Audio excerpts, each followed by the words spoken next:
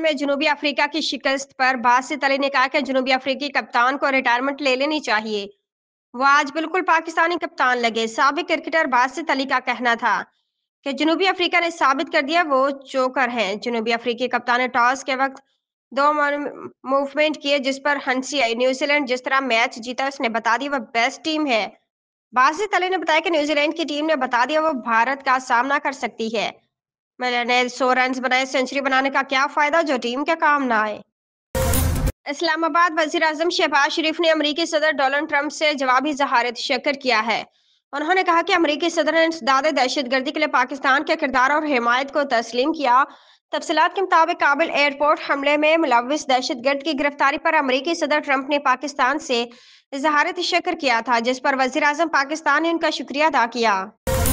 Islamabad ISPR ने कहा कि गुज़श्ता रोज बुन्नू कैंट पर होने वाले खुदकुश हमले में 16 दहशतगर्द हलाक, 5 एहलकार और 13 बेगुनाह शहीद हुए थे, जबकि 32 अफराद जख्मी हुए। ISPR से जारी बयान के मुताबिक सिक्योरिटी फोर्सेज की बरवक्त और मौसर कार्रवाई से बुन्नू कैंटोनमेंट पर होने वाला खवारिज का बुजदराना हमला नाकाम बनाया गया।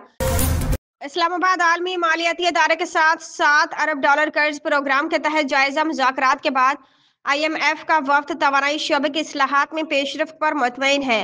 इस हवाले से ज़राए का कहना है कि IMF वफ्द ने तवानाई शोबे में शुरू की गई इस्लाहात को जारी रखने पर जोर दिया। IMF वफ्द ने पावर डिवीजन और पेट्रोलियम डिवीजन के हुकाम से मुलाकातें की। मशीर वजीर आजम मोहम्मद अली और सेक्रेटरी पावर डिवीजन की IMF वफ्द के साथ मुलाकात हुई।